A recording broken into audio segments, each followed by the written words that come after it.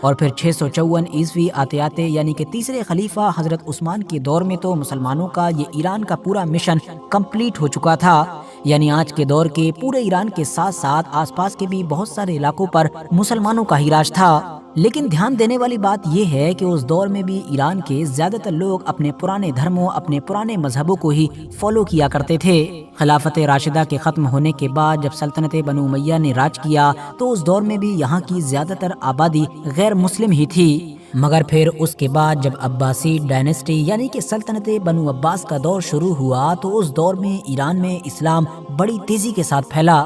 صرف یہاں کے لوگ اسلام کی طرف ہی نہیں بڑھے بلکہ مسلمانوں کی یہ جو مین سلطنت تھی اس کے اندر ایرانیوں کا انفلوئنس بھی بڑھنے لگا تھا۔ بڑھتا بھی کیوں نہ، کیونکہ اس دور میں تو یہ پوری سلطنت ہی عراق کے کوفہ یا پھر بغداد جیسے شہروں سے ہی کنٹرول ہوا کرتی تھی۔ اس دور میں ایران کے اندر اسلام کتنی تیزی کے ساتھ پھیلا تھا اس چیز کا اندازہ اسی بات سے لگایا جا سکتا ہے کہ پورے ایران کے اندر مڈ 19 سینچری کے اندر مسلمانوں کی جو آبادی 40% کے قریب تھی وہ 11 یعنی کہ 11ویں سینچری آتے آتے 100% میں بدل چکی تھی۔ اتہاسکار مانتے ہیں کہ مسلمانوں کے دوسرے اور تیسرے خلیفہ یعنی کہ حضرت عمر اور حضرت عثمان کے دور میں جب ایران میں اسلام پہنچا تھا تب سے لے کر آج تک لگاتار ہمیشہ ایران کا جو اسٹیٹ ریلیجن ہے یعنی کہ راشٹریہ دھرم ہے وہ ہمیشہ اسلام ہی رہا ہے، سوائے ان کچھ سالوں کے کہ جب منگولوں کی طرف سے ایران پر خطرناک حملہ کیا گیا تھا۔ یہاں پر نوٹس کرنے والی بات یہ بھی ہے کہ اگر آپ لوگ حضرت عمر اور حضرت عثمان کے دور کے بعد سے لے کر